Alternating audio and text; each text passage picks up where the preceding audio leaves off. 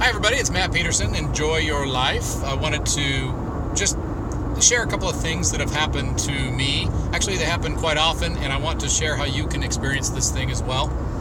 And for yourself, it's really quite rewarding and makes any day where you're able to do this so much more full of joy. So one example was I went to a dentist appointment and walked into the office, and given certain gifts that I have, I could feel an incredibly heavy energy in the room, in the building, and it showed on the faces of the employees, their countenance, frowns, snippy, snotty, angry, eyes cold. You know what it's like when you look at someone and they're looking at you, and whether you recognize it or not, every person has an empathic ability, and you tell whether you realize it or not. You can tell when someone is having issues. But in the far past, I would have just thought to myself, well, this is a terrible place. These people are unfriendly. I hope I don't have to stay here because my insurance is here. But instead, thank goodness that the information that I was given in 2010 was given to me, because I've used it ever since. And here's what I did. I looked directly into the eyes of the very first employee after I forgave them. All right? Let's go back and talk about forgave them. What does that mean?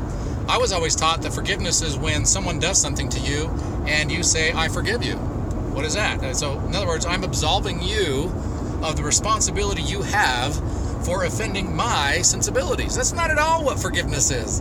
Let me tell you what forgiveness is, just real quick. Forgiveness is when you're able to step back out of your egotistical body and you're able to look at a person and you're able to say to yourself, my goodness, this person just did something that lets me know they have no idea who they are.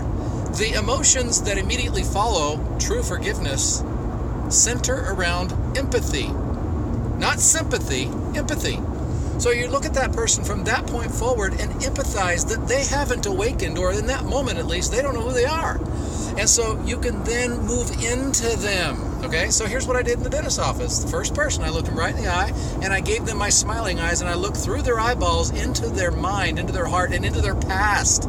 I looked at when they were upset when they were a baby. I looked at when they had a relationship breakup. I looked at when they lost their all their money in the stock market. I looked at the things that happened to people, and I felt empathy, and through my eyes, I projected that I like this person and I understand what you're going through. And it's okay. I like you anyway. You can do that with your eyes.